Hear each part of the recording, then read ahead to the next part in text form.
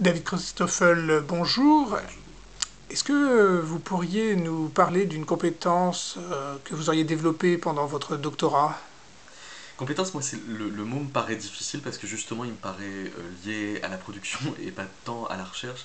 Et du coup, je répondrais peut-être plutôt par une qualité que par une compétence. Et il me semble qu'il y a une qualité qui est complètement liée au fait de faire une thèse, c'est de prendre conscience de ce que c'est qu'un travail à long terme.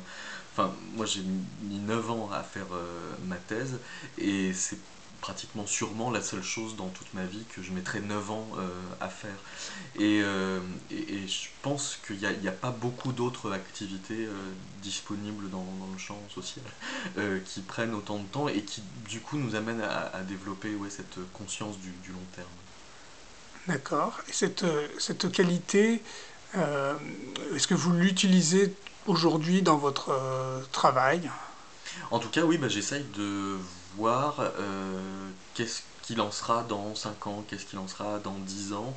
Et c'est peut-être oui, des degrés de projection que l'on ne se donne pas quand on est un peu plus le nez dans une activité professionnelle.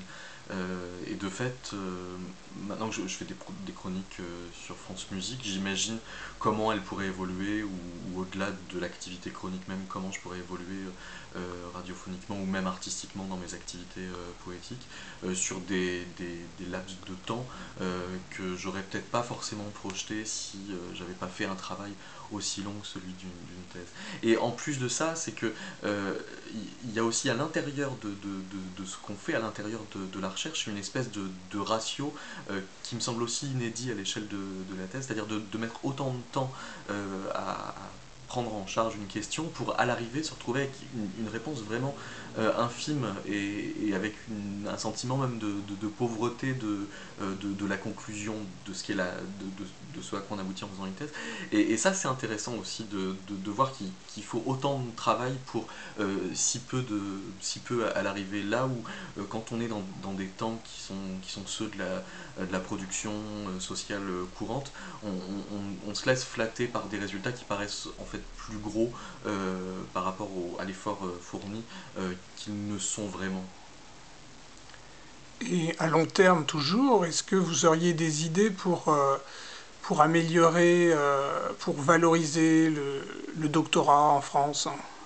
Bah, en France, il me semble que le problème du docteur, du chercheur, c'est d'avoir souvent trop l'impression de n'avoir d'avenir possible que dans l'université.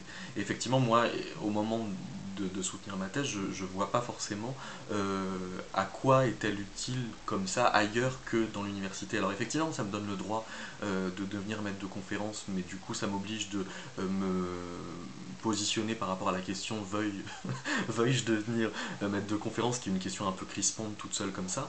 Et je me dis qu'il y a vraiment matière à réfléchir à ce que peut être la recherche dans d'autres endroits qu'à l'université. Et donc je pense qu'il faudrait arriver à imaginer des dispositifs qui seraient exactement l'inverse du CIFRE. Le CIFRE, c'est l'entreprise qui paye pour avoir le temps de la préparation de sa thèse, un doctorant dans son entreprise. Et on pourrait imaginer que l'université, sur des problématiques de recherche validées, subventionne des chercheurs pour une partie de leur activité dans une entreprise. Parce que ce serait particulièrement vertueux pour des endroits qui ne sont pas universitaires que d'avoir des gens dont une partie de l'activité est labellisée, estampillée et qui plus est financée en tant que de l'activité de recherche. Parce que sinon, ce qui peut être de fait de l'activité de recherche quand on la porte dans une activité professionnelle est vécu par le reste du relationnel comme une idée potentiellement fantaisiste, enfin une idée qui vient comme ça, et un petit déficit de légitimité qui est proprement injuste, je pense.